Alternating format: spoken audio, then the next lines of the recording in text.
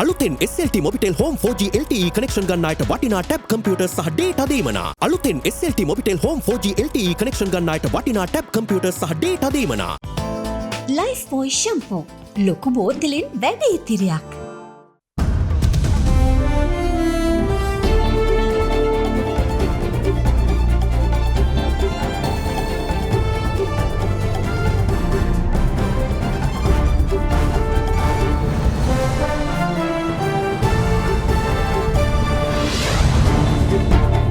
Tonight, urgent measures.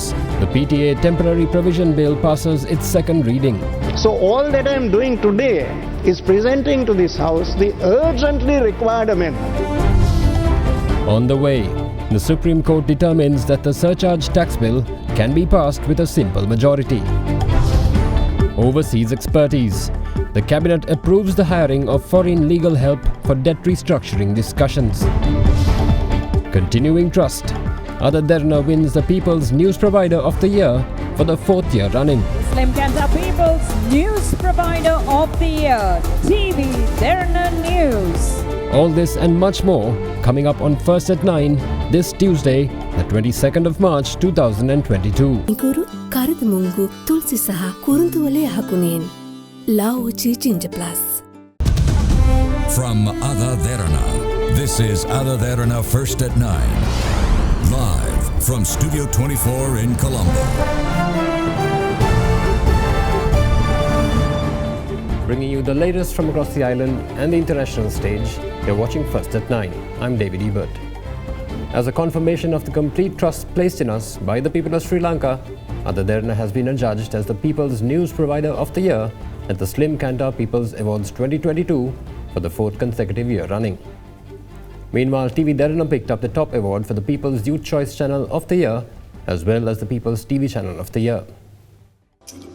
The 16th Kanta People's Award 2022 concluded yesterday after a star-studded award ceremony in Colombo, themed Heart Share to pay special attention to the importance of creating an emotional bond with Sri Lankan consumers and people. This year's awards recognize the most loved brands, personalities, programs and more, under 37 main award categories and 9 youth award categories. Once again, the Derana Media Group dominated the awards.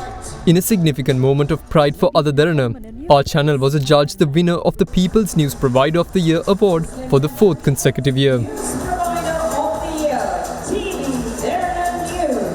In addition, TV Derana was picked for the top awards for People's Youth Choice TV Channel of the Year, as well as the People's TV Channel of the Year for the 5th consecutive year. The ever-popular Chatru Alvis was named the People's Television Presenter of the Year. Meanwhile, Nayanthara Wickramaratchi from TV Derana's Devini Nimad teledrama won the award for People's Youth Choice Television Actress of the Year. She also picked up the award for People's Teledrama Actress of the Year. Meanwhile, FM Derana picked up multiple awards at the 2021 State Radio Awards ceremony, which was held last evening in Colombo. FM Derana's Chuti Mali Podi Mali was adjudged as the best evening program. Further, Shenu Navanjana, a dubbing artist of Podi Sadhuge Sita program, was awarded the Best Child Voice Actor award. The award for the Best Voice Actress was awarded to FM artist Saheli Sanjana. In addition, FM Derana was awarded with numerous merit awards as well at the 2021 State Radio Awards ceremony. Meanwhile, in parliamentary news, the Prevention of Terrorism Amendment Bill passed its second reading in Parliament today. Presenting the amendments, Foreign Minister Professor G.L. Piri stated that the current amendments have been identified as immediately necessary, as a comprehensive overhaul of the PTA will take a long time to complete. Foreign Minister Professor G.L. Piri today presented the Prevention of Terrorism Temporary Provisions Amendment Bill for the second reading today. During his address, the Foreign Minister explained that the amendments made according to the Supreme Court's own determinations on the bill have addressed what he termed the most urgent requirements only. He added that these amendments have been identified as immediately necessary, as a comprehensive overhaul of the PTA will take a long time to complete. This is an old act. It is 43 years old.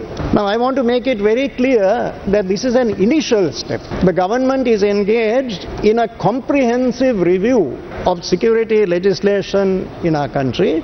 These are amendments to an old act. These amendments are being brought within the framework of existing legislation. But we are now preparing comprehensive legislation. Obviously, Mr. Deputy Speaker, that is going to take some time. Now, this is work very much underway, Mr. Deputy Speaker. It has started, it is making progress. But clearly, it is going to take some time. Now, we don't think that it is appropriate for us to keep the country waiting for a long time when there are urgent amendments that should be brought to the 1979 law. So all that I am doing today is presenting to this House the urgently required amendment, and we will with all vigour proceed with our efforts to bring before the House in due course the overall legislation which I referred to. At the same time, I want to make it very clear that this is not a cosmetic exercise. Every one of these amendments which I am proposing to this august assembly today is substantial. It is going to make a difference. That is true of each one of the amendments that I am introducing. The amendments presented by the Foreign Minister are as follows. These include the arrangements to fast-track the hearing of cases on a day-to-day basis. This will also include provisions that allow a publicly accessible report giving reasons by the High Court for its inability to hear the case on any day as well. In addition, new rules will make the provision of a certified copy of the detention order to the magistrate of the area within 48 hours. Following this, the magistrate will be expected to visit the detainee at least once a month to ensure their well-being. Further, this has been made a non-delegable task, and the magistrate will be expected to ensure that the detainee has not been subjected to maltreatment or torture. Further, complaints of maltreatment or torture will have to be recorded in the magistrate's observations, after which the detainee is to be immediately presented before a judicial medical officer. If maltreatment or torture is confirmed, then the detainee will be directed to adequate medical care, while the magistrate directs the IGP to proceed with criminal proceedings according to the Attorney General's advice. This will also entail relocation of the detainee as well. In addition, with the new amendments, PTA detainees will now have the right to legal counsel while in detention, as well as regular communication with their next of kin as well. Meanwhile, the period of detention of suspects without being produced in court has been reduced from 18 months to 12 months. In addition, detained suspects can now legally challenge their detentions in the Supreme Court or the Court of Appeal. However, the most significant revision announced was that detainees who have been in detention for more than a year can now request for bail, and it will not depend on the consent of the Attorney General's Department. With that, the second reading of the Prevention of Terrorism Temporary Provisions Amendment Bill was taken up for vote and subsequently passed with a majority of 51 votes. 86 lawmakers voted in favour, while 35 voted against. Meanwhile, the Supreme Court has informed Parliament that the surcharge tax bill can be passed with a simple majority in Parliament as it is in accordance with the Constitution. The Supreme Court has informed Speaker Mahinda Yapa Abeyewardena that the surcharge tax bill can be passed with a simple majority in Parliament as it is in accordance with the Constitution. This was conveyed by Deputy Speaker Ranjit Siyambalapitiya during today's parliamentary sessions. The bill, which imposes a retrospective one-time surcharge of 25% on persons and companies with a taxable income over 2 billion rupees for the year 2020 to 2021, was presented by Leader of the House, Minister Dinesh Gunawardena, on the 22nd of February. However, the Samagi Janabalawegya, one of the main opposition parties in Sri Lanka, and several other bodies filed petitions with the Supreme Court challenging the proposed surcharge tax bill that was presented to Parliament. In this backdrop, Deputy Speaker Ranjit Siyambalapitiya during today's parliamentary sessions conveyed that on an overall consideration of the provisions of the bill, the Supreme Court had arrived at the conclusion that neither the bill nor any of its provisions are inconsistent with Article 12 or Article 13 of the Constitution. The Supreme Court further stated that under the circumstances, the surcharge tax bill can be passed by a simple majority of the legislature. However, earlier this month, the Attorney General informed the Supreme Court that the one-time surcharge tax of 25% will not include 13 retirement funds, including the Employees' Provident Fund and the Employees' Trust Fund. Meanwhile, Cabinet co-spokesperson Dr. Ramesh Pathirana stated today that the government has taken a decision to seek technical assistance from a foreign company pertaining to debt restructuring and with regards to approaching the International Monetary Fund. He added that the Foreign Minister Professor G.L. Pires and Minister of Justice Ali Sabri are currently looking into how to establish a transparent procedure when seeking assistance from the foreign legal company. The weekly cabinet media briefing was held this morning, during which a host of new decisions was announced. During the media briefing, Cabinet co-spokesperson Dr. Ramesh Patirana was quizzed on whether Sri Lanka will be seeking technical assistance from a foreign legal company to help with Sri Lanka's debt restructuring negotiations. We have taken the policy decision to go to International Monetary Fund, for which we need to have a technical committee. So the government has appointed the Economic Council, and also there is an expert advice given to the committee. And also in relation to the technical matters, yes, we have taken the decision to hire a company on long-term basis, for which we need to have a transparent process. That process would be headed by Professor G.L. Piris and also Honorable Minister of Justice, President's Council, Honorable Ali Sabri, and also they would be assisted by Governor of Central Bank and also the Secretary of Treasury. So we have to hire somebody in relation to the technical matters. Yes, we are going ahead with the decision we have initially taken to seek assistance from the International Monetary Fund. In the meantime, cabinet approval was granted for a list of proposals. They include a proposal presented by President Gotabaya Rajapaksa for the appointment of a ministerial committee on investment promotion to formulate the required policies and practical solutions for identifying and promoting investment opportunities in relevant sectors. This committee is also expected to pay attention to identified pioneer sectors at national level for the accomplishment of the government's development targets, the cabinet media release says. The committee will also appoint an officials committee consisting of the secretaries of the relevant ministries and state ministries and other relevant officials headed by the secretary to the president. Meanwhile, the cabinet also gave the go-ahead for a new scheme that aims to help people who don't own homes and who have been renting houses on a long-term basis. Through the program Kulisina, the government hopes to construct 9 housing complexes comprising of 464 houses under the first phase of the project, which will offer ownership to these homes to beneficiaries who are unable to pay a down payment at a monthly installment of just 15,000 rupees for 31 years. The beneficiaries will be permitted to transfer the ownership of the homes to the second or third generations as well. In addition, the green light was also given for the introduction of a new regulation for the registration of foreign marriages, divorces, marriage annulments, or recognition of judicial separations. The new bill is set to be published in the Government Gazette in due course for parliamentary approval. In addition, a proposal put forth by the President in his capacity as Minister of Defence for the signing of a Memorandum of Understanding between India and Sri Lanka for the establishment of a Maritime Rescue Coordinating Centre was approved by the Cabinet today. The Indian government has agreed to provide a grant of $6 million for the establishment of the Maritime Rescue Coordinating Centre in the island.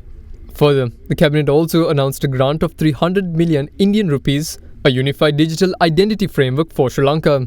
As such, the cabinet approved the proposal by President Gotabaya Rajapaksa to sign an MOU in order to obtain the grant.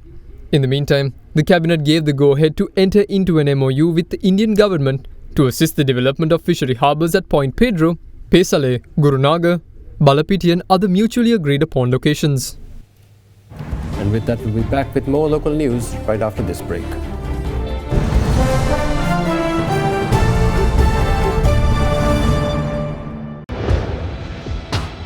Big 3.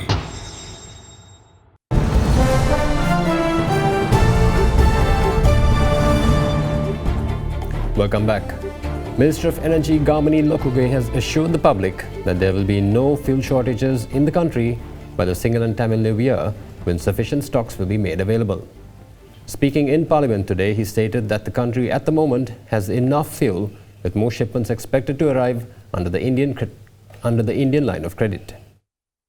In the past few weeks, long queues of both vehicles and people have become a common sight outside refueling stations. The people's fears, however, have not been unfounded, as shortages have been seen across the island. However, another factor that has contributed to the inability of filling stations to effectively manage their stocks is people buying more than what they need. The Ceylon Petroleum Corporation is now trying to reassure the public that there is no need to panic buy a stockpile, as at present, sufficient fuel stocks are available.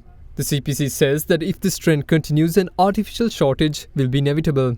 Petroleum officials continue to remind the public that a continuous supply of fuel is expected through the Indian line of credit, with the next shipment of 35,000 metric tons of petrol expected to arrive on the 24th of March. Speaking in Parliament today, Minister of Energy Gamini Lokuge offered an update on the country's fuel stocks.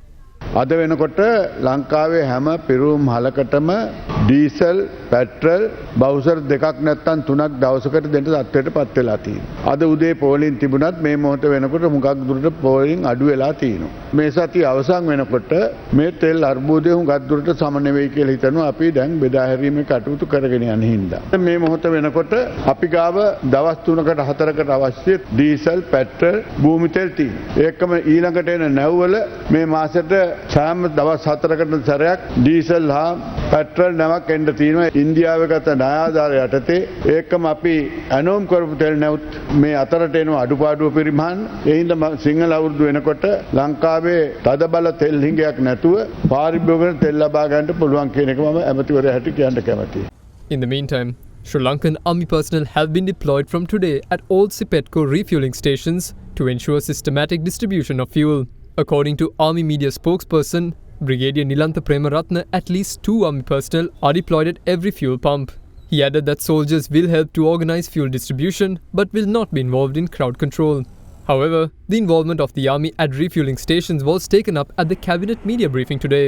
Cabinet co-spokesperson Dr. Ramesh Patirana offered an explanation as to why the decision was taken. පසුගිය දින දෙකක කාලය තුළ ශ්‍රී ලංකාවේ diesel හිගයක් තිබුණ එක අපි පිළිගත යුතු කාරණයක්. හැබැයි රටේ ප්‍රමාණවත් පෙට්‍රල් තොග ඉතාම පැහැදිලිවම තිබුණා තිබෙනවා. නමුත් ඔබ දැක්ක ඊයේ පෙරේද දිනවල ලංකාවේ පෙට්‍රල් ෂෙඩ්ස් ගොඩක් වහලත් තිබුණා. ඉතින් ඒක කනිතේ නීතිගත සංස්ථාව ප්‍රකාශ කරන බොහොම පැහැදිලිවම ඩීසල් හිගයක් තිබුණාට අවශ්‍ය පෙට්‍රල් තොග සෑම ෂෙඩ් එකකටම ලබා දීලා තියෙනවා කියන කාරණය. ඔබට පේනවා පෙට්‍රල් වලට දිගු පෝලිම ඇති වෙලා තිබුණා. ඉතින් කිසියම් පිරිසක් සංවිධානාත්මකව Taman සතු පෙට්‍රල් තොග බෙදා හැරීමකින් තොරව ළඟ තබාගෙන ඉන්නවාද කියන කාරණය පිළිබඳව දැනට පැමිණිලි රාශියක් ලැබිලා තිබුණා. ඒ නිසා තමයි අදාළ තොග නිකුත් කිරීම සඳහා පසුවිපරමක් කරන්නටත් ක්‍රමානුකූලව බෙදා හැරීම යාන්ත්‍රණය නියාමනය කරන්නත් උදව් ගන්න සිදු වෙන්නේ. ඒකට ආරක්ෂක අංශවල උදව් අපිට ලබා ගැනීමට අවශ්‍ය තත්ත්වයට පරිවර්තනය වෙලා තිබුණා. ඒක ජනතාවගේ යහපත වෙනුවෙන් කරන එකක් මිසක් මානව හිමිකම් උල්ලංඝනය කරන එකක් නෙවෙයි.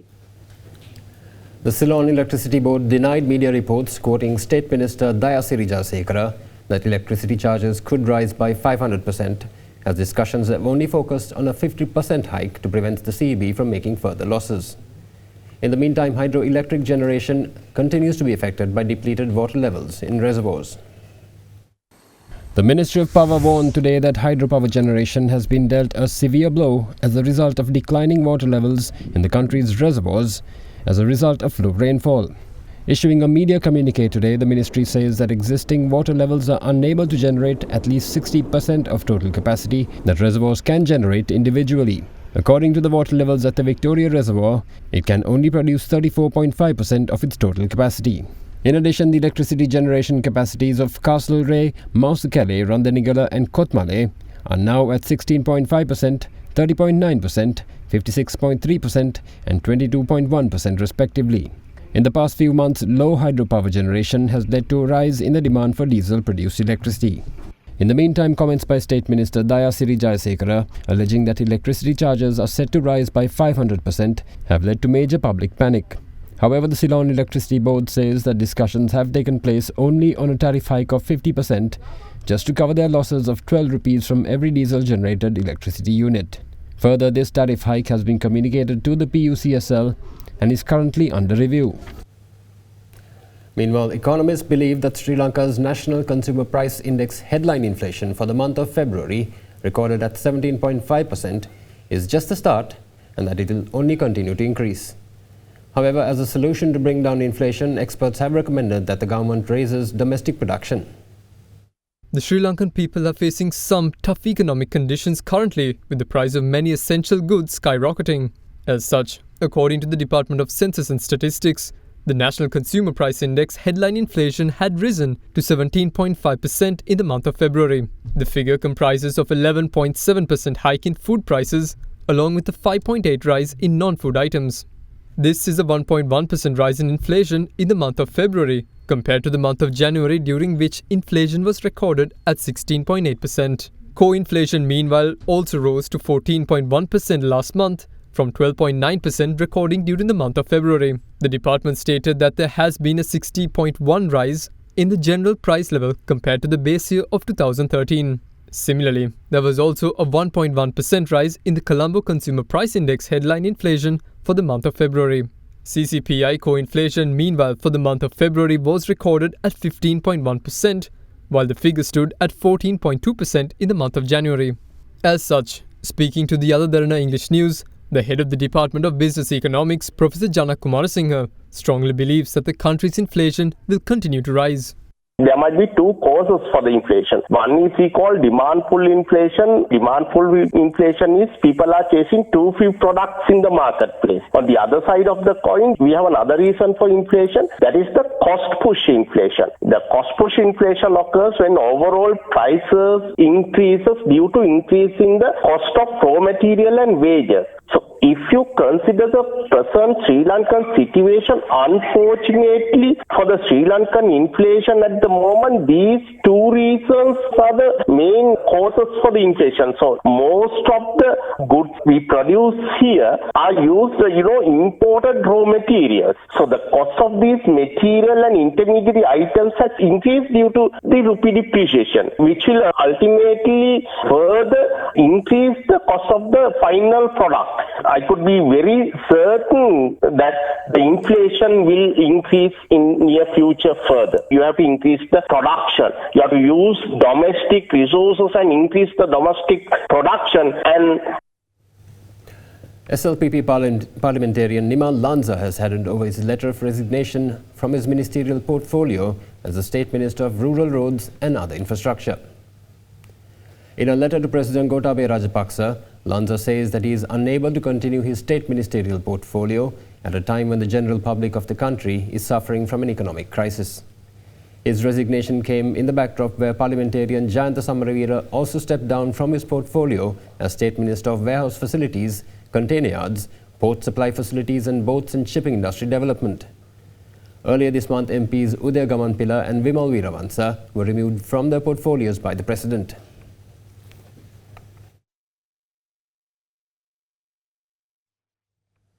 Meanwhile, US Under-Secretary for Political Affairs Victoria Newland arrived in Sri Lanka this evening for a two-day visit.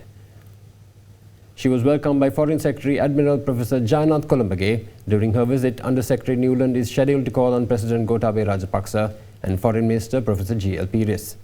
Further, Minister Pires and Newland will co-chair the fourth session of the Sri Lanka-US Partnership Dialogue at the Foreign Ministry tomorrow.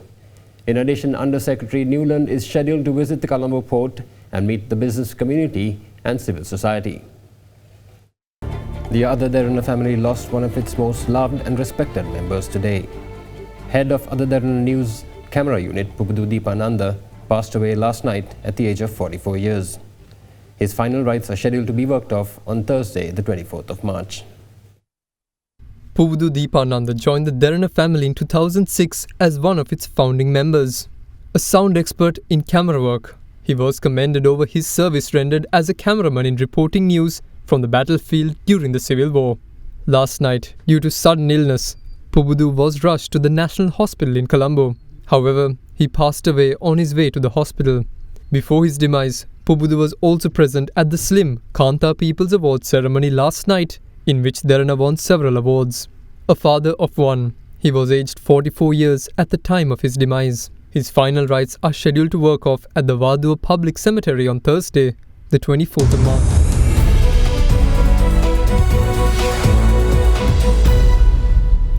The Colombo Bourse ended in the green today as the all-share price index closed 69 points higher to end at 10,490.74 points.